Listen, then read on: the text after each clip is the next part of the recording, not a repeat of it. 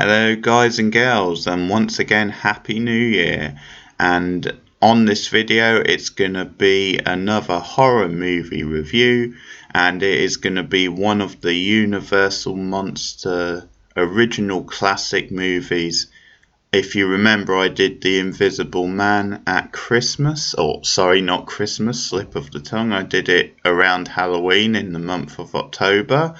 And now I'm going to be doing The Creature from the Black Lagoon, the film that actually spawned 2 sequels, by the way, which I'll have to check out.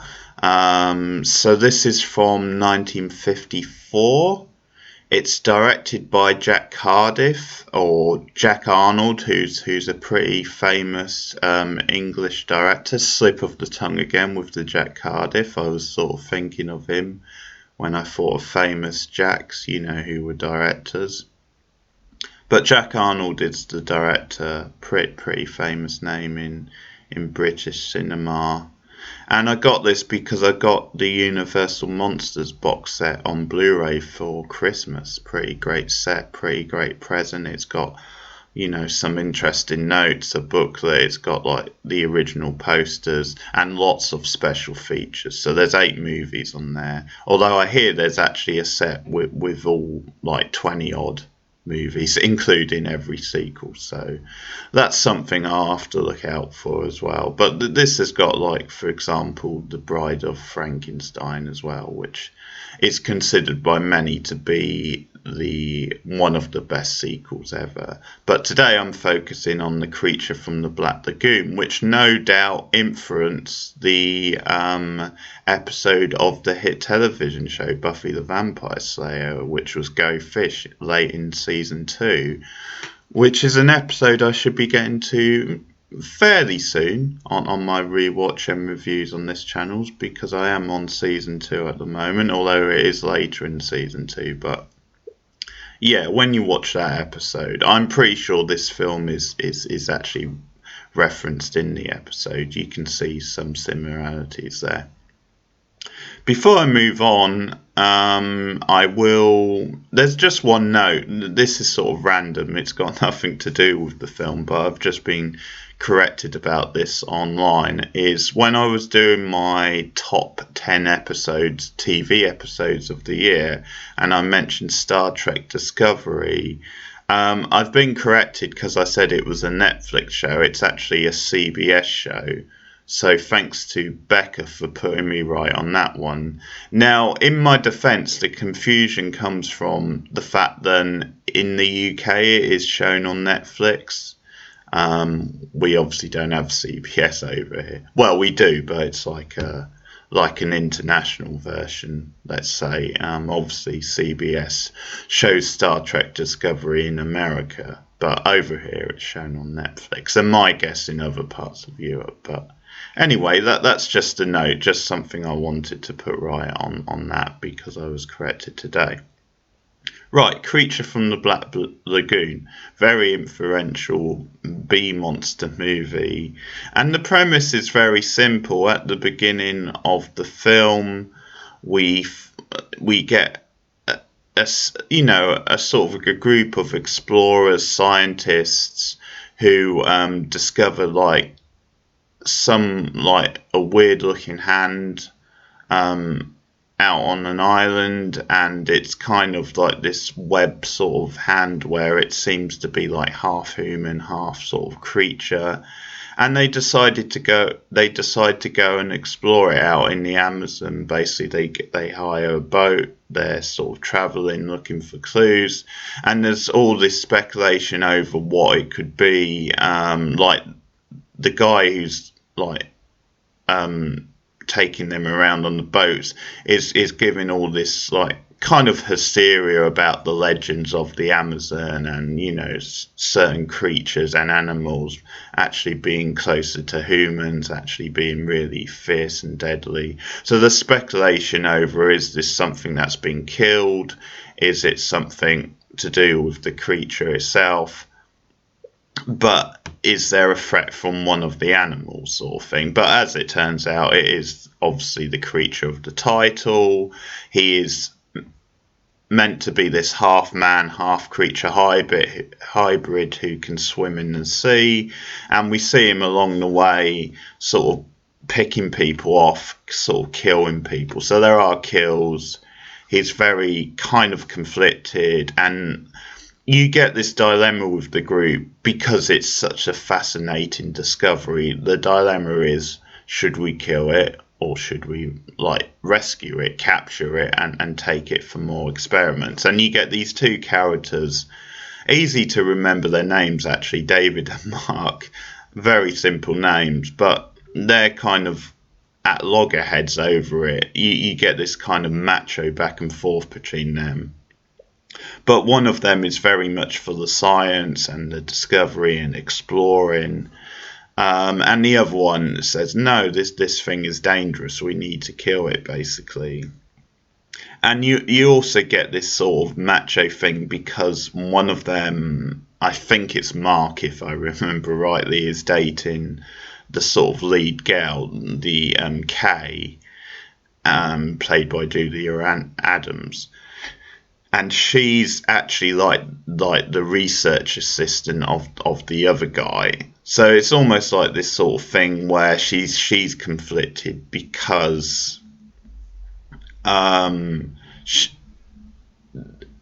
because the other guy gave her chance, essentially. So she has loyalty towards him, but then she's conflicted because of her going out with the other guy, and there's sort of this macho back and forth. A little bit of melodrama added in, but it's also this idea of, do we kill such a thing, or do we preserve it? Do we because to scientists it's to do with new life forms, expanding their knowledge, discovering things, and who knows what you can use it for. Now, the film does get a bit into, this idea of the creature being this misunderstood sort of entity, this sort of, he is kind of, he is an outcast. He is very much, or it is, if you like, doesn't quite know what it's doing. It's not potentially being like malice, or it's just reacting to things, and it does play on that a bit, having some sympathy for the creature, but it doesn't really go that far with it. It's still very much, this is like the enemy. But it does have subtle little moments where they do question this, because there's a scene quite late on where it has a chance to kill Kay, for example. It's killed this other guy. A lot of it is to do with reactions. That's sort of the way it's played. Then it's just reacting to things. It's got like this natural sort of instinct. And it has a chance to kill Kay on the shore at one point. It sort of grabs at her. She screams. But then it sort of puts her down, and this is when they actually capture it the first time. But then there's sort of more drama later on with it escaping. But it doesn't actually kill her, and that is brought up as a point. She says, this thing could have killed me, but it didn't. So there is like this sort of debate. They don't really go that much into it. It's fairly broad sort of strokes, but it's sort of interesting when they do that in these sort of movies. So I'll go for it because I really enjoyed this film for what it was. I think it does have limitations. I think once you get into the whole creature thing and the fact that it's sort of literally half man, half fish, that is kind of a cheesy premise, but that's fine because the kind of goofy B-movie stuff is always an appeal of these early monster movies. But I think the more you see of it, the cheesier it gets. But I think it just about holds it together. It just about has enough in it. And there's so much other good stuff in it, then you can ignore the sort of limitations anyway. But I do love the sort of melodrama of it, and the opening you get this dramatic sort of voiceover about the history of the earth and man and God creating it, but then setting up the fact that there's these other like new horizons out there, these new discoveries. You know, it has that very similar. It has the feel of something like an episode of the X-Files, you see. But yeah, I do get excited when I hear a dramatic voiceover like that. And it is really quite a nice little subtle build up to the reveal of the creature, because one of the first things we see is like these footprints, you know, sort of like moving along the beach. It's a really nice image, a really nicely shot. The direction is very good by Jack Arnold. Nearly called him Jack Cardiff again, but Jack Arnold does a really great job. It's a nicely paced, pieced together film with some good style and suspense. So that's a nice little opening. You get some dramatic music as well. Um, And it does a good job in the first part of the movie of like protecting the creature and slowly showing little parts of it. So you get like the hands sort of popping out of nowhere out of the ocean, grabbing at people, these slimy, webby sort of hands. Um, and I think when you get into like the Amazon and the ocean and the sea and what have you, there's really like this beauty and sense of wonder of to the film, this really dreamlike sort of quality. The music they play, it just has this very angelic sort of feel to it, and this sense that you're going into like the unknown or a different world almost. You know, it's that idea of the sea and its inhabitants being like a world of its own, being like a sort of a universe, but a culture of its own, and they're like the citizens of that culture, if you want to use that sort of, you know, quite flashy, well, not flashy, but flimsy sort of term. But it's that kind of thing, and I think the music and the tone of this film does create that sort of sense of wonder. And as I said, it slowly reveals part of the creatures. There's some good kills, some entertaining kills. Like early on, a couple of like the assistants in the tent, they sort of get it with the creature jumping out at them. Um, and as I said, you get this melodrama and this, you know, these comments about the beasts of the jungle and the Amazon, and oh, they sort of might have done this. There's quite an amusing like sort of small role for the like the ship captain, and there's quite an interesting bit with him near the end, because he at one point, you know, the one who was kind of said, oh no, this is crazy, let's turn around, this is too dangerous, we don't have the equipment. I mean, we can come back and explore it at a different time, but we're just in over our heads here. Let's turn back and you know, come back when we're better equipped. And the other guy obviously is very, see, they played this beat where he's very much obsessed with this. He's getting drawn more in, and he just can't see sense almost. And that's kind of a trait of these movies. But the captain of the ship takes charge at one point. He actually has a knife at the guy's throat, which is wild. This guy, because he's sort of been a comedy character up to now in the film, but he really turns the tables. And yeah, he has a knife at the guy's throat, and says, well, but on the seas, the captain is in charge, and I say we're turning back. So he basically sides with the other guy, and then there's another development creature. But that's another interesting aspect of the film, is the fact then it's almost saying when you go into like the Amazon and the jungle and stuff, there's a different law from the law of the regular society, our society. So I do like that stuff as well, even though they don't go that deeply into it. But the fact that it's brought up, hinted at, I quite like that stuff. And I need to talk about the underwater sequences, because they are just so beautifully shot. They're just so engaging, and they really let the camera flow. You really get some great imagery, and it leads to some really good suspense. So you get scenes where they're sort of early on in the film where they're exploring like down in the sea. The camera like drifts along with them, it follows them, and every now and again it cuts to like a shot of the creature and he sort of pops up, and it sort of teases you into thinking then he's gonna, grab one of them or go after one of them. But the fact that the shot just lingers on and you just get immersed in it, it adds to the suspense as well. It keeps you guessing whether one of them's gonna be like another victim. And I sort of like quite late in the film also, Kay gets a little bit ahead of herself.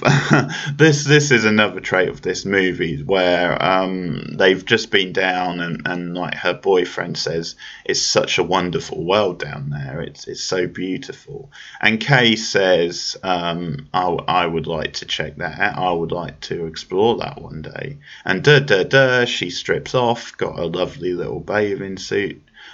She's a little bit of eye candy. There's no getting around that. I don't condone it, and things have moved on since. But there's no doubt, yeah, they cast an attractive young girl for Kay. But anyway, she's stripped down bathing suit. She jumps in, and it's almost like this sort of metaphor of like, this kind of flighty girl being a little bit naive, getting seduced by the ocean. And potentially she's then put at threat by the creature because we see shots of her underwater. The creature starts grabbing at her. And it's kind of this tease again where he gets so close and then she moves away. And it's nicely done anyway, but she almost gets herself into hot water, if you excuse the pun. And yeah, it's almost like this fantastical sort of thing of this fair sort of girl being seduced by the ocean. And it's one of the kind of conventions of horror, don't go down there, don't be seduced by it, because there's dangers lurking, and that's kind of the way things go. So there's some good suspense, there's some good fun hammy dialogues. The cast are pretty decent. I don't think the acting is amazing, but it's solid enough and you kind of have fun with it. Nice music, as I said. It's just a nice little watch. It's quite funny, obviously, but it is scary. There is suspense to it. It's nicely crafted as a film. Again, I think the direction does a lot of good work. It's a good fun sort of watch. I think the creature design is actually pretty good for the time. It holds up pretty well. You do get the odd shot where, because you're seeing more and more of the creature as the film goes on, you think, yeah, that doesn't look quite right. That looks a little bit goofy. But by and large, when you consider the era, this is like the mid-50s. It does work pretty well overall. And I had a good time with it. So that is my review of The Creature of the Black Lagoon, one of the original Universal Monster movies. If you've seen the film and you have any thoughts, then please let me know in the comments below. Like and subscribe if you're a new viewer. And there will be more content coming soon, including more horror film movie reviews. But I'll see you guys again soon. Goodbye.